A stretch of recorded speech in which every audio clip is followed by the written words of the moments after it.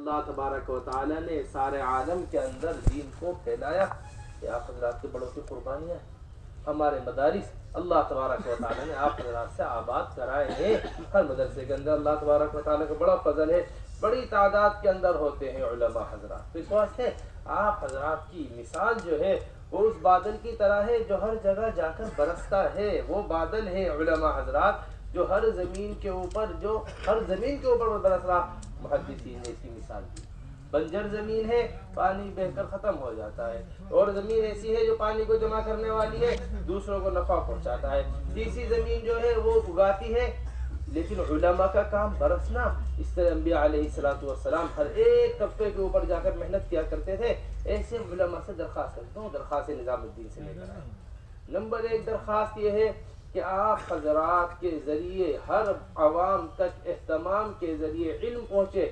جو ہمارے مدارس میں پڑھانے والے اساتذہ, جو ہمارے علماء حضرات ہیں, کوئی ایسا نظام ان حضرات کا قائم ہو جائے کہ یہ اپنی مساجد کے اعتبار سے روزانہ کا استعمال. یہ عمر ابن خطاب رضی اللہ تعالیٰ عنہ کے بارے میں آتا ہے کہ عمر ابن خطاب رضی اللہ تعالیٰ عنہ کا علم ایسا علم ہے کہ اگر ساری دنیا کا علم ایک پڑھنے کے اندر رکھ دیا جائے, عمر ابن خطاب رضی اللہ تعالیٰ عنہ کا علم ایک پڑھنے میں رکھ دیا جائے, عمر ابن خطاب رضی اللہ تعالیٰ عنہ کے علم کا پڑھنا بھاری ہو جائے.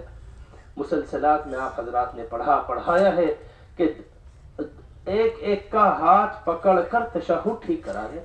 عبداللہ ابن مسعود رضی اللہ تعالیٰ عنہ کا جو تشہد ہے, امام طحاوی نے طحاوی شریف میں نقل کیا ہے, وہ ہمارے تک جو سند پہنچی امام ابو حنیفہ رحمۃ اللہ علیہ تک تشہد کی, ہاتھ پکڑ پکڑ کر تشہد کا ٹھیک کرا, ہاتھ پکڑ پکڑ کر تشہد ٹھیک کرا. بس یہ ہم چاہتے ہیں کہ جس طرح طالبین کے لیے آپ حضرات اپنا وقت فارغ کر رہے, اسی طرح غیر طالبین کے لیے بھی کوئی نہ کوئی وقت فارغ ہو. بہت اہتمام سے نظام الدین سے بات کہی جا رہی اور یہ درخواست کی جا رہی سارے عالم کے اعتبار سے. اس محنت اور اس جہد کا جو ہدف ہے وہ یہ ہے کہ ہر مسجد مدرسہ بن جائے, ہر مسجد مدرسہ بن جائے, ہر عالم معلم بن جائے, اور ہر مسلمان اس عالم کا متعلم بن جائے. ہر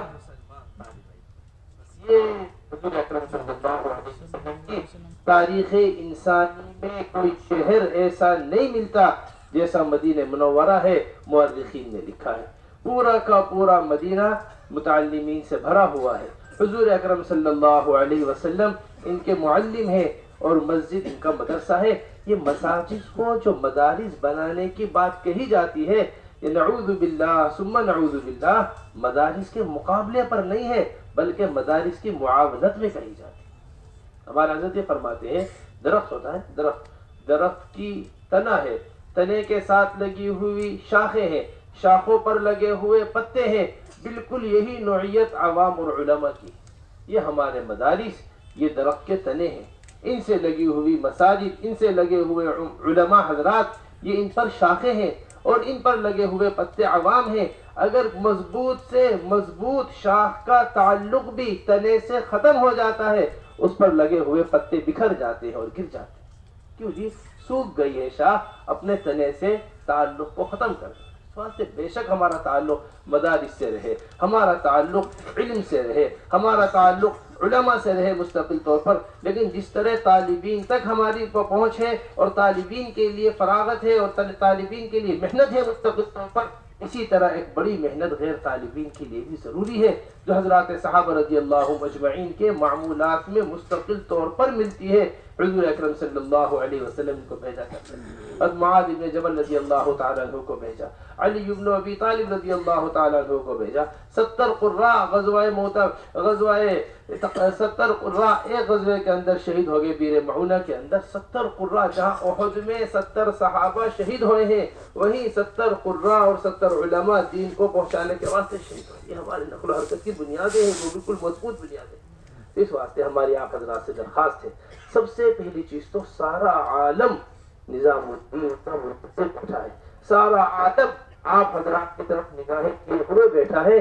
دیکھیے یہ بڑی طلب دنیا کے اندر اللہ نے ڈالی ہے کہ یہ دین کو سیکھنے کے واسطے ہمارے ملک کی طرف نگاہ کر کر بیٹھے. ابھی ہم مراکش گئے ہوئے تھے, 75 سے 65 ملک وہاں پر جمع ہوئے تھے مراکش کے اندر. افریقہ کے ملک, یورپ کے ممالک آئے تھے. ان سب نے سب سے پہلا جو تقاضا کیا ہے وہ کیا ہے, ہمیں آپ کے یہاں کی جماعتیں چاہیے, ہمیں علماء حضرات چاہیے جو آ کر ہمیں صحیح دین بتاتے ہیں۔ وہ حالت یورپ کا اس وقت بنا ہوا ہے کہ پچھلے 4-8 سال میں یورپ کی آبادی مسلمانوں کے اعتبار سے ڈبل سے زیادہ ہو گئی ہے۔ یہ وہ لوگ ہیں جو دوسرے ممالک سے ہجرت کر کر یورپ آ رہے ہیں۔ یہ سب کے سب انتظار میں بیٹھے ہوئے ہیں کہ علماء حضرات کی آمد۔ اور یہ جتنے بھی آپ مدارس افریقہ کے اندر دیکھ رہے ہیں، جتنے بھی مدارس آپ دوسرے ممالک کے اندر دیکھ رہے ہیں، یہ ہمارے ملک کے مہاجرین ہیں جنہوں نے ہجرت کر کر مدارس قائم کیے ہیں۔ یہ ہمارے ملک کے مہاجرین ہیں، علماء حضرات ہیں جنہوں نے جا کر دین کو وہاں پہنچایا ہے۔ اسی ہجرت کی مستقل طور پر ضرورت ہے دوبارہ، اس کے واسطے ہم علماء حضرات کا دوسرا سال مانگتے ہیں، علماء حضرات کا تیسرا سال مانگتے ہیں، علماء حضرات کا پہلا سال مانگتے ہیں۔ اور ہم نہیں مانگتے، یہ صحابہ رضی اللہ مجمعین کے زمانے میں علماء نے خود مانگا، امہلنا سنتا یا رسول اللہ۔ یہ حضور اکرم صلی اللہ علیہ وسلم سے اشعریین کہہ رہے ہیں، یا رسول اللہ